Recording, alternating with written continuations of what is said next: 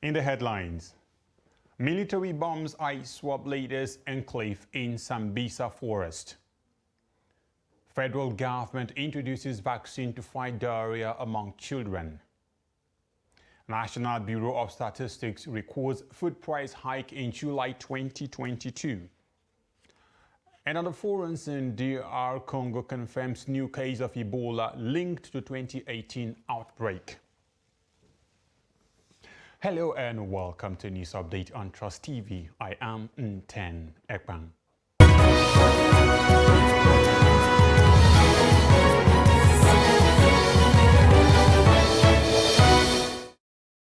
And on the news in full, troops of the Nigerian Air Force have bombarded the enclave of the leader of the Islamic State of West Africa province, Fia Baba Iram, in Sambisa forest with fighter jets. The airstrikes, which were carried out on some specific targets in the Tumbund and Sambisa, reportedly killed scores of terrorists hibernating within the enclaves. Daily Trust had reported that Fia Baba Iram succeeded the late Boko Haram leader Abubakar Shekau after he was killed by a rival terror group. After taking over the leadership of the Boko Haram sect, he switched allegiance to ISWAP. NAF spokesman Edward Gapquet, an Air Commodore, confirmed the development in an interview with journalists in Abuja, saying the NAF won't, however, be drawn into the details of those neutralized. The Borno State government has confirmed its readiness to reconstruct both public and residential structures in a former Boko Haram stronghold recently recaptured by the military. The State Commissioner, Ministry of Reconstruction, Rehabilitation and Resettlement, Mustafa Gubio, said this after a visit to Gudumbeli town, headquarters of Guzamala local government area of Borno State. Gubio said now that the town has been recaptured, the committee's first priority is to have a military formation in Gudumbeli so that reconstruction and resettlement process will be achieved soon. The Nigerian army has said that the two soldiers arrested by the Nigerian police over the murder of an Islamic cleric, Sheikh Goni Gashua, will face the full wrath of both military and civil laws. The decision of the Nigerian army was revealed in a statement on Sunday by the Assistant Director, Army Public Relations Operation Hardin K, Captain Kennedy Anyang. Captain Anyang said the army was cooperating with the Yobe State Police Command to unravel the identity of the suspected soldiers. The army has also instituted a board of inquiry to unravel the circumstances surrounding the unfortunate incident, at the end of which the soldiers will be made to face the full wrath of both military and civil laws. Captain Anyang described the incident as highly regrettable given the sector's disposition and zero tolerance for violation of code of conduct and rules of engagement for troops. Police in Zamfara State say they have rescued two kidnapped female victims after they have spent 3 weeks in bandits' captivity. The Command Public Relations Officer, Superintendent Mohammed Shehu, said the hostages were rescued following an intelligence report on the 20th of August, while operatives of the Zamfara State Police Command on confidence-building patrol along Niyamango in Bungudu local government area.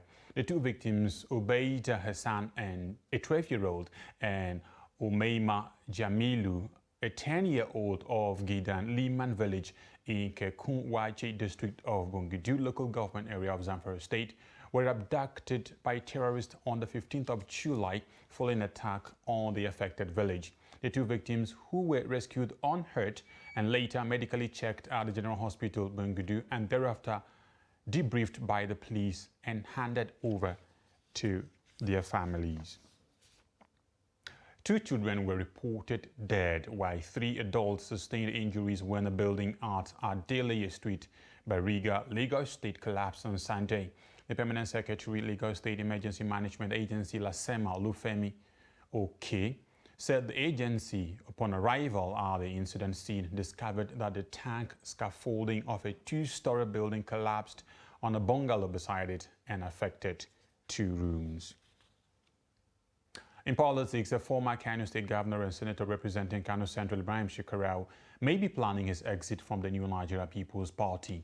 Addressing his supporters in Kano, the senator accused NNPP of reneging on promises made to him and his supporters upon defecting to the party. He also replied the New Nigerian People's Party NNPP presidential candidate Rabiu Musa Kwankwaso on issues that have triggered the crisis in the party's Kano chapter. But Kwankwaso, who is also a former governor and senator from Kano, had in an interview with BBC Hausa said Shekarau's political camp failed to secure seats because they joined the NNPP late. His position had further raised dust in the polity, especially among Shekarau's supporters, who faulted the claim, saying they joined the party same time with Shekarau, who was given the senatorial ticket. Speaking for the first time on the brewing disquiet, Shekarau, while addressing his supporters in Kano on Monday, said it was not true that his supporters joined the NNPP late, as stated by Kwankwaso. Political party leaders in Katsina are worried about a large number of uncollected permanent voter cards at the offices of the Independent National Electoral Commission, INEC. Governorship candidate of Accord Party in Katsina State, Mohammed Barau, wants political parties to mobilize followers to collect their PVCs ahead of the 2023 general election.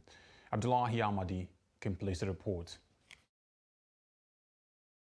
The Accord Party governorship candidate says people are not collecting their PVCs because of government's failure to fulfill its campaign promises to the electorate.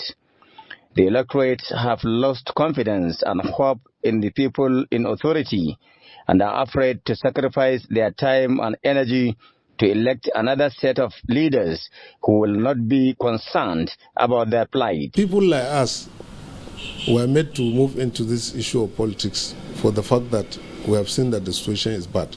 And I'm sure almost all of us are aware that the situation in this country is so bad, just like you said, security-wise, economic-wise, and many other issues. So the truth of the matter is, this is the only one's chance to come out and vote for the person that he feels can do it. The truth of the matter is that we have had these challenges even during the registration exercise.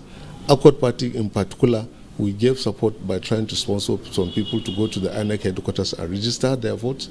We are also ensuring that they are going back to collect their PVCs. The Accord Party candidate is saying he has a lot of new things he will do differently to salvage people of Katsina State from the hands of terrorists and other criminal elements. This will usher in new lease of life and inject love, togetherness, and unity of purpose that will further bring all people of the state under one umbrella to chart a course for unprecedented socio-economic development. And the situation I'm looking at, Katsina State that is blessed with so many intelligent persons, professors, doctors, why should we be having challenges when it comes to administration? I feel that this is not the best for us. And the truth of the matter is that there are people, a lot of them, that have this particular idea. But probably, I don't know, we are discouraged in one way or the other to come out and take these such steps. He, however, calls on good people of Katsina State to vote credible leaders based on competence, credibility, and capability regardless of party affiliation. This will be the only option to the current hardship occasioned by insecurity and harsh economic realities. Abdullahi Ismayamadi, Trust Television News, Katsina. The need to administer vaccines that will prevent diseases, specifically in children, has been reiterated at the flag of the African Vaccination Week in Abuja. At the commemorative event, the federal government introduced the rotavirus vaccine into the country's expanded program of immunization as part of the week-long activity. Trust TV's Aisha Salihu reports. Strengthening routine immunization helps prevent and reduce mortality and morbidity rate of diseases such as rotavirus, a leading cause of severe diarrhea in young children. The disease accounts for about 215,000 deaths. Of the global 525,000, 15% of all deaths in children under 5 mortality in Nigeria. To attain sustainable high coverage levels of new vaccines, the Federal Ministry of Health, through the National Primary Healthcare Development Agency, in collaboration with donor agencies and development partners, launched the rotavirus vaccine with the aim of reaching 7 million children across all 36 states and the Federal Capital Territory within the next 12 months. Children with diarrhea usually have things like brain problems because of the severe dehydration. Many of them don't grow up to optimal size. They are underdeveloped. So rotavirus promises to be a lifesaver, a game changer. The government of Nigeria, with the support of our donors and partners, especially Gavi, has spent huge amounts to procure routine immunization vaccines for the Nigerian children. This is because improving the health of our children remains a priority for this administration. There are calls on parents and caregivers to provide and present infants to access the readily available and free rotavirus vaccine to arrest the transmission of rotavirus-related diarrheal disease while maintaining other hygiene-related preventive measures. Every child will get the opportunity of taking this vaccine at 6 weeks, at 10 weeks, and at 14 weeks. That means they'll get the opportunity of taking it when they are taking other vaccines. This is an oral drop and it is easy enough for the child to take. So we need to seize this opportunity, mothers, caregivers, so that our children will be protected from this virus. Today will herald a cascade of activities that will, among others, boost primary healthcare service delivery and routine immunization coverage, particularly in the underserved. Low-performing settlements in the FCT that will be adopted for the integrated medical outreach and routine immunization intensification activities. The African Vaccination Week aims to highlight the collective action needed to promote the use of vaccines to protect people of all ages against vaccine-preventable diseases. Aisha Salihu, Trust TV News, Abuja. You're watching News Update on Trust TV. Coming up after the break, living without electricity for a long period. Please stay with us.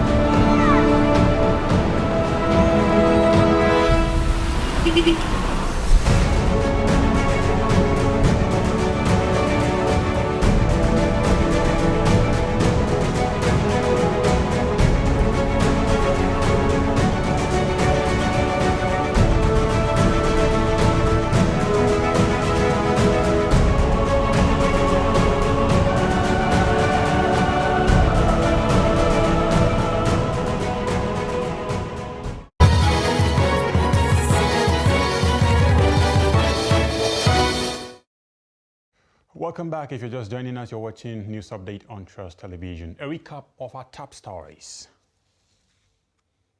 Military bombs ISWAP leaders enclave in Sambisa Forest. Federal government introduces vaccine to fight diarrhea among children. And moving on to other news, the need for media practitioners to be proactive in their day-to-day reportage that can make the government improve on its policies has been stressed Chairman of Media Trust Foundation, Billy Abala, made the assertion during the inauguration of digital marketing training organized by MacArthur Foundation at Daily Trust Glasshouse in Abuja. The report. The chairman of the Media Trust Foundation, Alhaji Billy Abala, said media creates content according to what they want to communicate to their target audience or based on what the public wants to see. He said before coming up with a content, one must have a clearly defined audience, as successful marketing strategy as guaranteed to help increase conversations and a well-established online brand. The foundation has been doing the little it could, not as big as this, in trying to build the capacity of journalists first within its immediate environment, which is the Media Trust, and subsequently out of Media Trust. However, in 2017, I think, we applied for MacArthur for funding out of its own Nigeria project for training and sustainability of journalists and media houses in Nigeria. Board member Media Trust Group, Manir Ali, encouraged upcoming journalists to come up with more research content that can make their reportage credible and fair and impact the society positively. Like be thinking on your feet. That is thinking in terms of creating something that goes beyond you. Some of the shareholders that you see here of Media Trust didn't have the benefit of this kind of training. But luckily, somehow, a collection of journalists, business people came together and thought of something that should even outlive them. Maybe at the beginning, they were just hoping that at least let's have a weekly paper that is there. But there are a number of people who really, we don't know them. You know, we just read about them or we see the work that they are doing and we think that these are the people that we should support, and we'll reach out to them and see how we will be able to support them in our things, you know. And I think that so support for like the Daily Trust Foundation really also is about the work they do and how do they do their work. And I always tell that, you know, all we are looking for people is balance, fairness, you know, balance and fairness. I think that's all we are looking for. We don't want newspapers to become, or news media to become just an opinion piece of the publisher all the time. Director, MacArthur Foundation, Dr. Kole Shetima, said the training will not only make the trainees more confident, but also make them good ambassadors at all times. Kabir Lawal, Trust TV News, Abuja. The Federal Ministry of Works says the Muhammadu Buhari-led administration will complete all infrastructural projects before the expiration of its tenure in May 2023. Speaking at the National Council of Works meeting in Kano, Director of Planning and Research in the ministry, G.D. Martins, said the administration has put in place all that is needed to complete ongoing road projects across the country. There are roads that are completed, there are roads that are ongoing.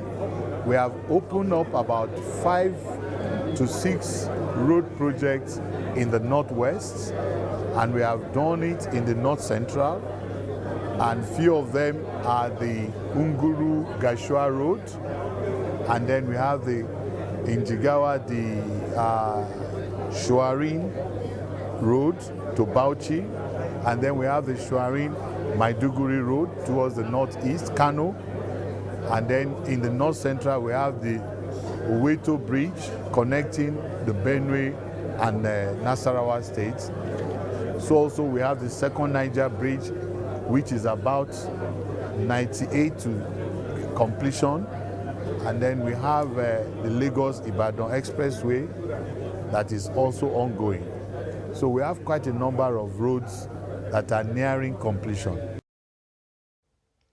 Communities in Bassa local government area of Plateau State say the 4 months of no electricity in the entire local government area has increased the rate of crime in their localities.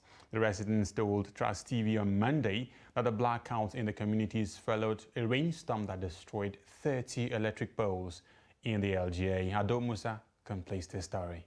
Members of the affected communities said since after the destruction of the poles, The Jos Electricity Distribution Company, which is responsible for the repairs, has not done anything to restore power in the area, describing the situation as a total disregard of the rights of consumers.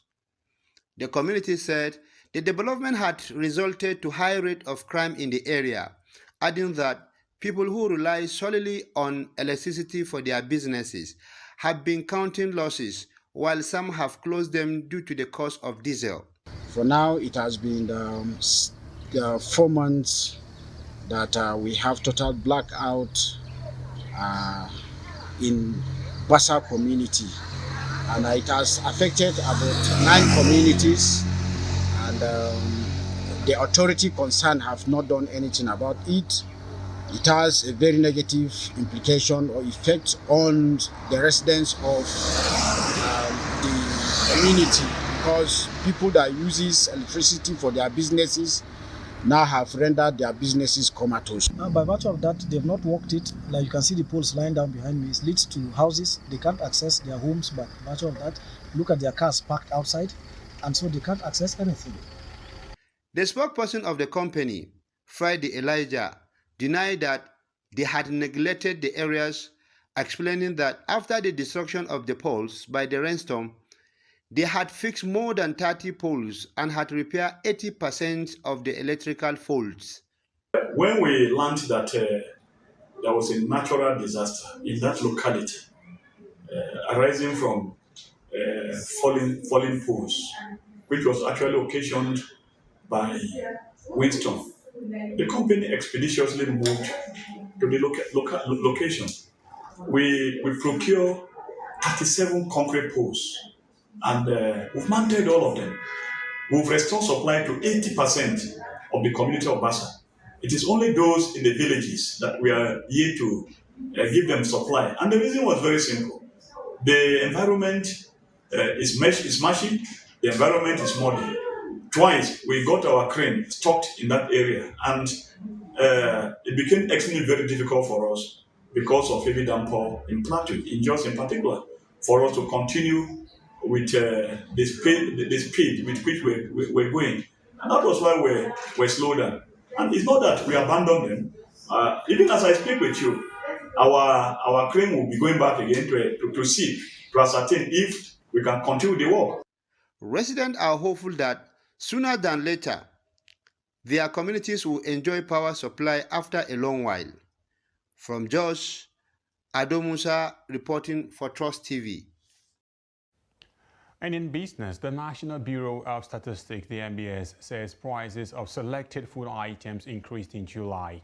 It made a declaration in its Selected Food Prices Watch report for July 2022, released in Abuja on Monday. The NBS stated that the average price of 1 kg of white beans rose by 23.22% from 444 naira 21 kobo in July 2021 to 547 naira 38 kobo in July 2022.